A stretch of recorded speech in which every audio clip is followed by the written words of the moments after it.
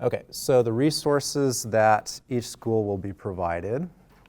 So I mentioned this at the end of last week, but we are sending roughly, I think it's $3,300 now, $3,300 worth of resources and components and so forth to each school. So this is in the basement of this building. This shows 4 of the large size containers, 12 of the medium and 6 of the small, and a piece of paper just to see sort of the scale. There's also parts that don't fit into these containers, and there are also textbooks that are going to be shipped separately. So each school is going to receive these set of supplies, and the set of supplies are so that students can follow the curriculum and do the activities. The assumption is that there are 40 students per club. Now, there are sort of equipment and hardware, which is sort of fixed number per school, and then there's what I call consumable supplies, so parts that go into your circuit that you're going to solder, and the students are then going to take home to their parents and show off and so forth. So we actually provisioned for 50 for the consumable supplies with the thinking that, okay, you're going to put stuff together, things are going to break, so you have backups. Your school may have 43 students, it may have 48 students. There's still a tiny bit of wiggle room to be able to fit it in. Now, if your school somehow has more than 50, let me know. The consumable parts are probably the cheapest parts of the kit or of the kits, and I would say it's about $15 or $20 per student in consumable parts. So it's not too expensive, and it's actually good for us if you have more than 40 students. So that's a healthy, a club that looks like it's going to sustain itself if you have huge student participation. So just let me know if you are above the 40 student number. We can send out individual sets of consumable parts. Okay, so what is included in this? All right, so this is going to be a long laundry list of stuff. So the storage. Plastic bins. So we have 6 of the small size bins, 12 of the medium, 4 of the large. There's going to be Ziploc bags, padded bags, anti-static bags. The bins are going to be labeled on 4 sides and also on the top. This will help the equipment manager or whoever's going to be doing the inventorying keep track of knowing which components are supposed to be belonging to the school and the club and always staying at the school, and which components are given out to students to take home. So there's quite a lot that the students are just going to be given, and they're going to basically own it. So 4 large, 12 medium, 6 small. These numbers are subject to change. We're almost done with the inventorying in terms of like receiving everything and kind of seeing how things fit. We may need to increase the number of certain types of bins. And I mentioned I'll put these slides up or share them with everyone, so you don't have to worry about taking pictures. We'll send these out. Okay, so bin number 1 and bin number 2, general club supplies. So stapler, 7 scissors, 4 highlighters, 6 rolls of tape, 12 packets of Post-it notes, 2 spiral notebooks, a pad of engineering paper, 12 sheets of construction paper. All this belongs to the club. It's supposed to be shared use.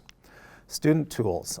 Each student will receive a multifunction pen. The pen will have a screwdriver, Phillips and flat, inside the pen. The back tip of it, let me use the mouse so that, I gotta switch into,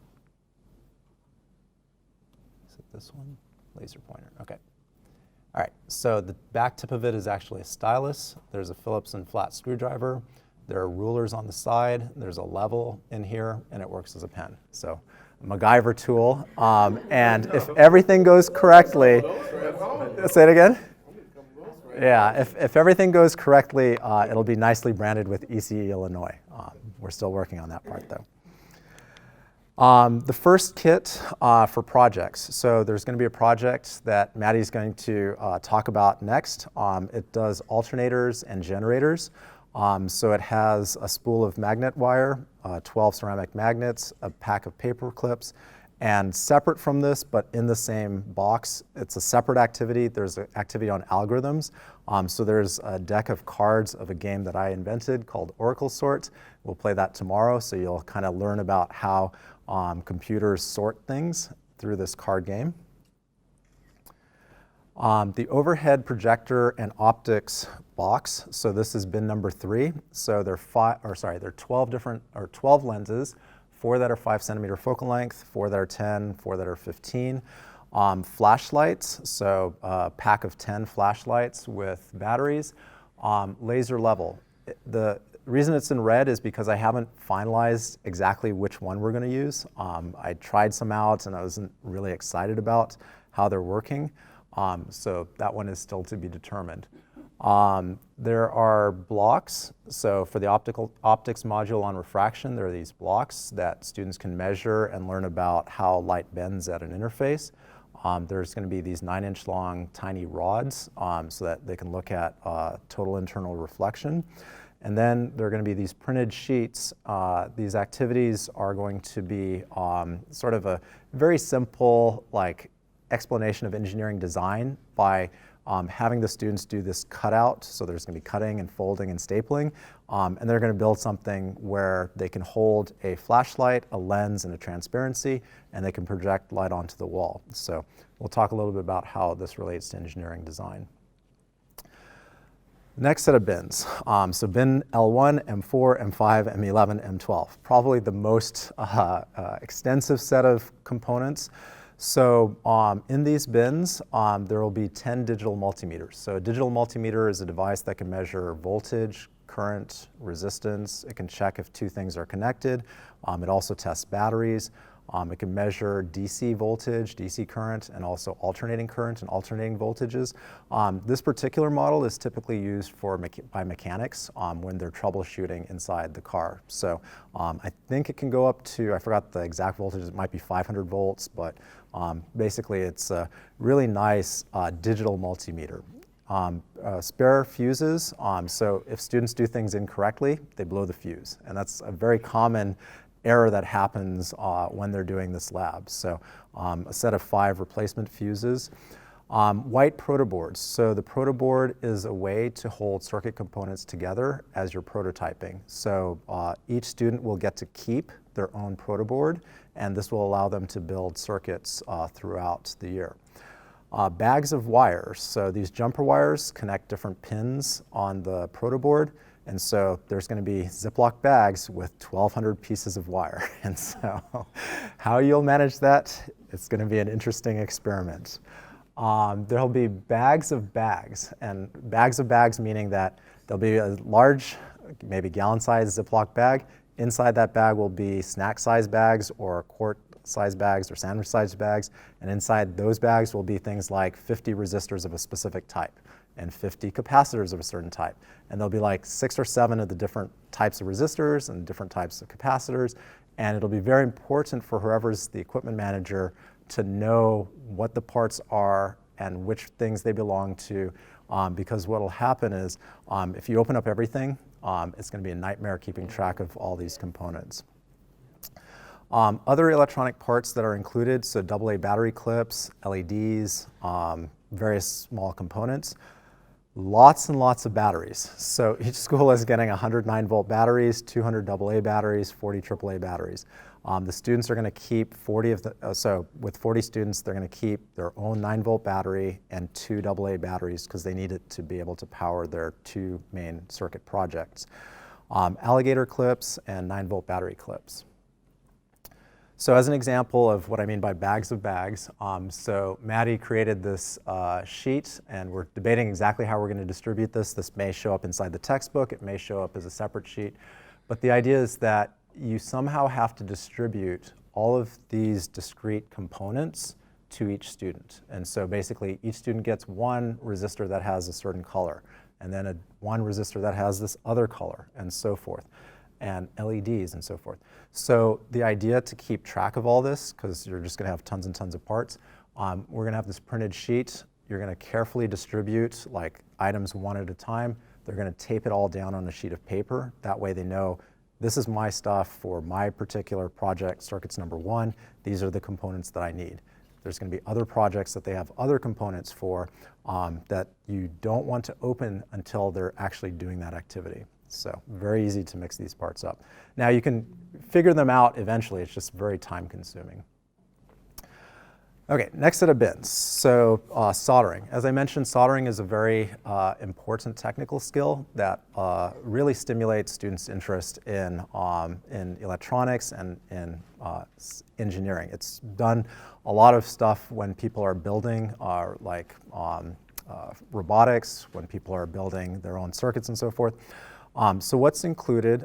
So 3 soldering irons. So the soldering iron is here, spare tips, and spare sponges. We'll talk about how to solder a little bit later in the week. Helping hands, these are things that are going to hold the circuit boards while they solder. 4 rolls of solder, 10 pairs of safety goggles. The idea is that you'll have roughly 6 students working on soldering, maybe even 9 students working on soldering at the same time by rotating. So it's like, let's say that we have 1 soldering station here, and then you have 3 students. They're all wearing their safety goggles to be able to protect them in case of, so the concern with soldering is that if you flick something, you can be shooting hot metal into your face, so you wear safety goggles. It also generates a little bit of fumes, and so for some people, wearing the safety goggles is a way to keep that fume stuff out of their eyes. So imagine that I have 3 students, they're all wearing safety goggles. 1 student is currently putting components into their circuit board and clipping it on so that it's being held in place so that they're ready to do the solder. 1 person has done that already and they're melted. So soldering is the process of permanently attaching components to a circuit board by melting metal so that it fuses together. So you can have 1 person who's soldering and actively doing stuff, and then a 3rd person who's looking for components or measuring something at the same time. So they'll be kind of rotating. Yes. Okay, so safety goggles, solder sucker. So if you make mistakes in soldering, there's something to remove the melted metal. So solder suckers. There's also brass wicks. So solder sucker and brass wicks. These are to undo soldering. 2 spools of wire if you need to make additional connections besides what's on the board. 2 wire cutters per club, 5 wire strippers. Okay, so the first big project is the LED calculator. So the LED calculator, what it will do, you will have, or the students will have switches, and the students will represent numbers in binary as high as 3, so 0 to 3. They'll add these numbers together, so numbers from 0 to 3 plus 0 to 3. They'll get a result that's somewhere between 0 and 6, and they'll display the result in binary using lights, using LED outputs. So over time, so when we originally created this activity, everything was done on a protoboard. And it actually is a very complicated circuit to do on the protoboard. And so what we've done is we've taken the input and output parts and we've made our own printed circuit board with surface mounted components. So we have pre-assembled circuit boards that have pretty much everything except for a few things that you have to solder on, which handle the input and output. So take that plus a protoboard, and that will build this LED calculator. Some of the other things that we've run into, so the parts that they have to solder are these header pins and then also a battery clip, and then they're going to plug these integrated circuits into their protoboard, and that's going to make the LED calculator. And then there's going to be a lot of jumper wires that they have to wire outputs from and to, and there's also a part that they have to do on the computer to understand how they're going to create their circuit. So some of the things that have gone wrong in the past, sometimes these ICs fail, and it's very hard to debug a circuit when that happens.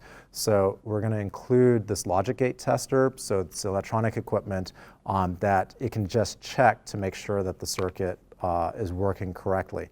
It can also test transistors and so forth. And sometimes when you place the IC into the protoboard, it's hard to get out, so we'll give you an IC extractor. The second main project, and this is in the advanced, so I would say LED calculator is sort of the end of volume 1, beginning of volume 2. The FM transmitter is definitely going to be in volume 2. So this was actually the original project idea behind the STEM clubs, or behind the STEM summer camp. We wanted to teach electrical and computer engineering from the viewpoint of the cell phone. So a cell phone has in it a transmitter, it has a receiver. So we wanted to replicate a circuit that can do the transmit function. So what the students will build will be a tiny circuit that allows them to talk into the microphone, broadcast their voice as a FM radio wave, and then someone somewhere else can listen to them on a radio. and pick up their signal. So circling back to the cell phone idea, so the STEM Club overall, it explores different aspects that are all related to the cell phone. So the optics that goes into like the camera can be understood from some of the activities. The signal processing, the compression, the power and energy, the basically lots and lots of the topics that we cover can all be circled back and discussed in terms of something that they use every day, which is a cell phone.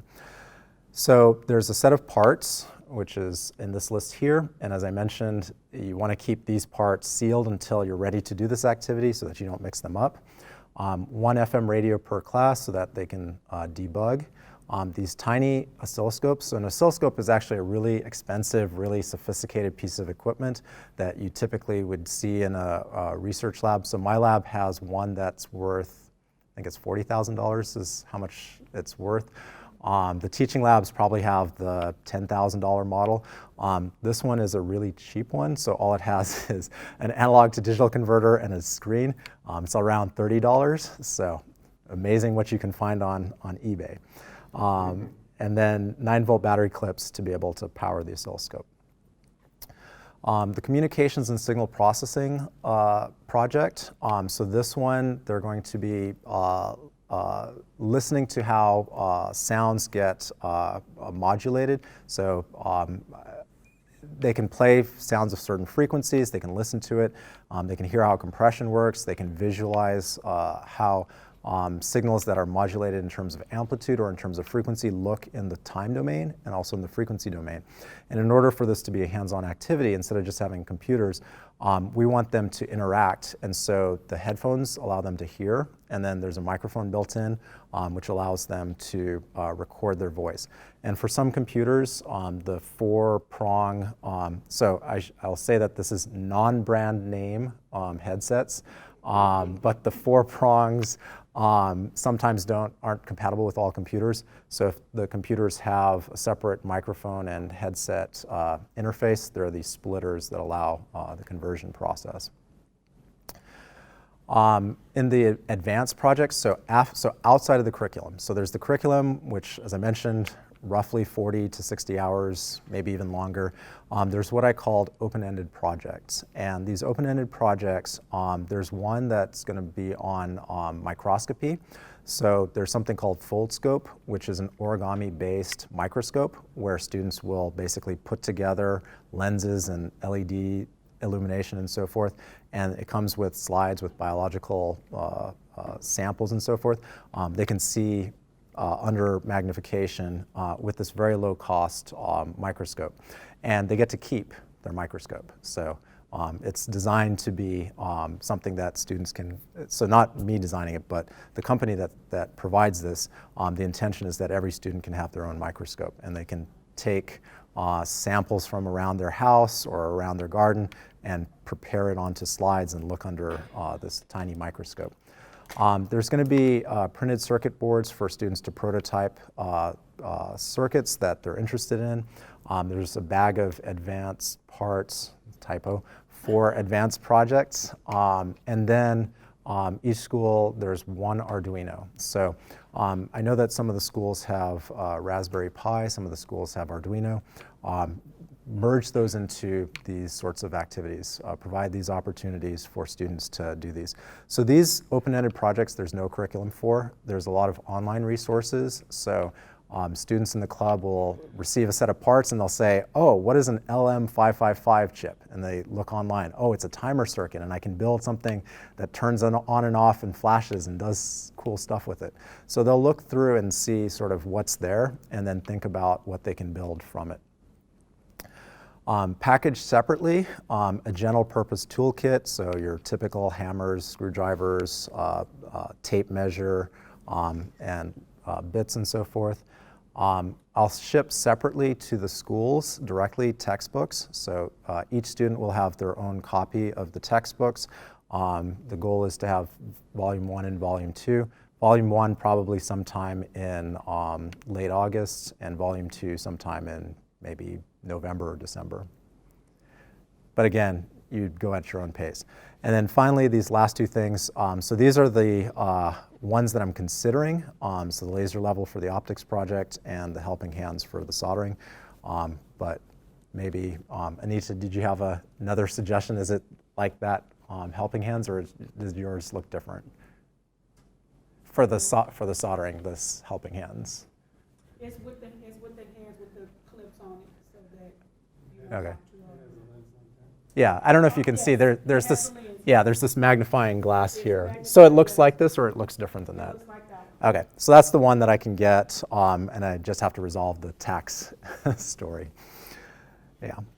All right, questions on this?